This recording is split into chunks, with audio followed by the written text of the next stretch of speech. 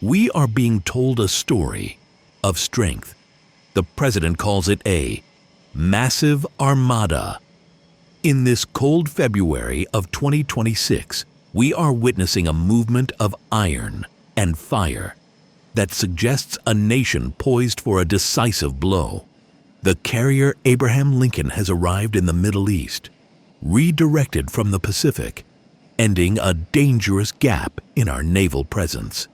Even more chilling, the deployment of the George H.W. Bush from Norfolk. It was pushed into the Atlantic before its crew could even finish their final certifications. This isn't just a schedule change. It's a high-stakes gamble. But if you look past the gray hulls of the warships, you will see a different kind of desperation. While our eyes are fixed on the Persian Gulf, the foundation of our high-tech empire is being dismantled by a silver noose. On January 1st, China tightened the knot, weaponizing its 70% control of refined silver. In a few short weeks, prices have shattered records, screaming past $100 an ounce. This isn't just about jewelry. It's about the nervous system of our military.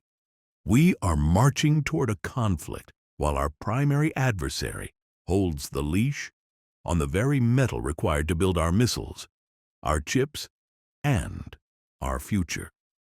So, what happens when the trigger is pulled? In the best-case scenario, the armada performs as promised. A series of precise, limited strikes shatters Iranian military infrastructure.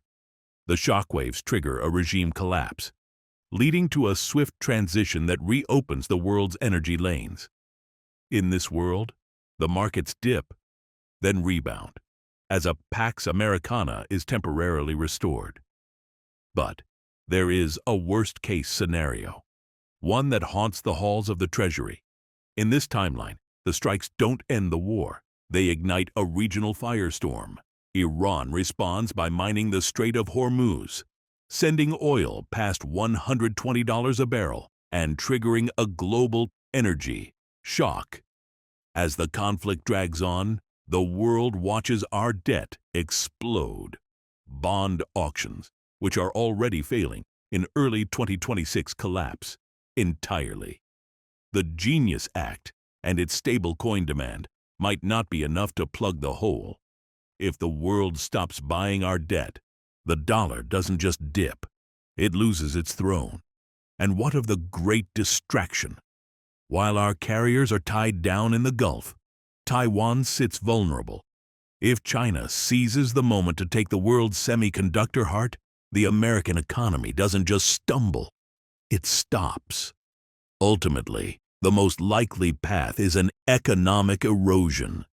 We may win the tactical battle in the Gulf, but at the cost of our fiscal soul. We will see a world that has learned to live without the dollar.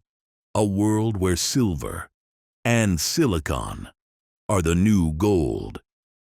Rome didn't fall because its legions were weak. It fell because its currency became a fiction, and its borders became too expensive to guard. In 2026, the front line isn't just in the Persian Gulf. It is in the bond auctions, the silver mines, and your own wallet. The armada is sailing, but the bill is already due.